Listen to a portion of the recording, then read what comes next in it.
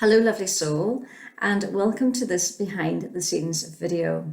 It's part of my behind the scenes series where I take the card that we have received an angel message and interpretation for this week, and I take you behind the scenes. I show you why I have done something the way I have done it, or maybe why I have spoken about something that I have spoken about.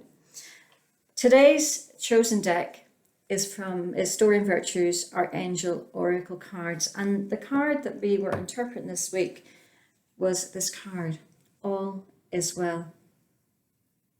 And what I want to talk about on this video, the behind the scenes video, is building knowledge in your chosen field. What do I mean by that? Well, whenever I teach students how to read Oracle and Angel cards, I very much focus on colours and on symbols and pulling information through our intuition about the message that the angels are wishing us to pass on to ourselves or to our clients. But if you look at this card here, there's not a huge amount of symbols in the card, in the picture. There are some colours, but again, there's not a huge amount of colours. So if I was purely to interpret this card by looking at symbols and colours, I may not get a lot of meaning and a lot of a message from this card.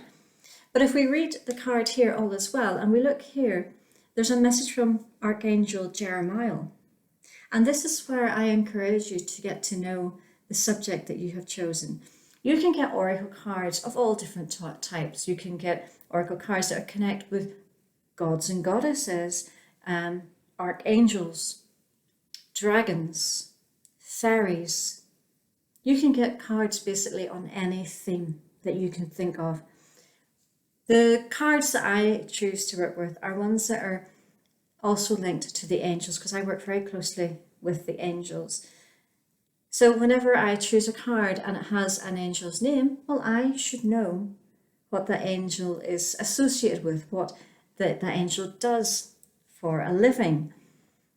And that's what I encourage you to know as well. If you're working with fairies, if you're working with gods and goddesses, if you are working with ascended masters, you need to research, you need to understand what each one does, so that if you are pulling a card for yourself or for a client, that you can interpret the card using the presence that is on that card. In this instance, it's Archangel Jeremiah. And Archangel Jeremiah, how I associate him is with two things. First thing I think of whenever I think of Archangel Jeremiah is he is the Archangel of forgiveness. So if I'm being called to forgive somebody, to forgive myself, to forgive an event or anything, he is the Archangel I will call upon. He's also associated with this really bright torch, and you can see his torch here in the cards. He carries this really bright torch with this flaming light. And what he does is he brings light to a dark situation, or he can guide you with his torch towards the light. And you can see things therefore from a different perspective. So Archangel Jeremiah helps you see things differently, helps you see things from a more loving perspective, helps you shine some light on what may be and may feel like a dark situation. So with that in mind, as well as some colours on the card, you can see how my interpretation and the message I would have received from the angels, especially from Archangel Jeremiah, would have been so much more than if I had just followed my rules of learning to interpret cards using purely colours and symbols.